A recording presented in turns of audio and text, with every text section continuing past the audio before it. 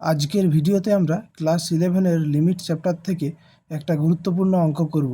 দেখো, limit x tends to π/4 sin x minus cos x divide by x minus π/4।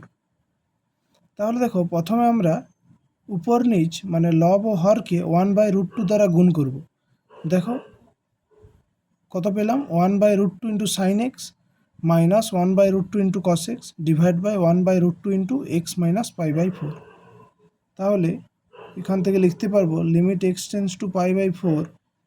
আচ্ছা, 1/√2কে আমরা লিখতে পারি cos π/4,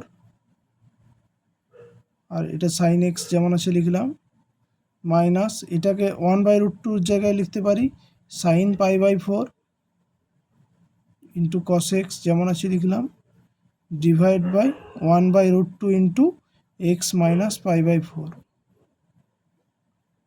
তাহলে দেখো, এটা লিখতে পারবো লিমিট x টেন্ডস টু π/4, 1/√2 তলে আছে, এটা উপরে এলে √2 হবে, সেটা বাইরে বের করলাম, √2 ইন্টু এইটাকে লিখতে পারি দেখো sine A cos B minus cos A sine B, তাহলে সাইন এ মাইনাস বি, তাহলে x minus π/4 sine x minus π/4 divide by x minus π/4।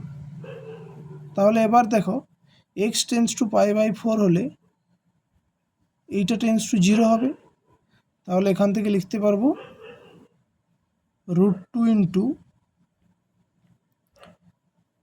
ধরে নিচ্ছি x minus π/4 equal to z, ধরি x minus π/4 equal to z. তাহলে x tends to 0 হলে Z, x tends to π/4 হলে Z tends to 0 হবে। তাহলে এখান থেকে লিখতে পারবো limit z tends to 0 sine z by z. তাহলে আমরা জানি সাইন জেড বাই জেড মানে 1, তাহলে এর উত্তর √2 ইন্টু 1 মানে √2। তাহলে এর অ্যান্সার কত? √2।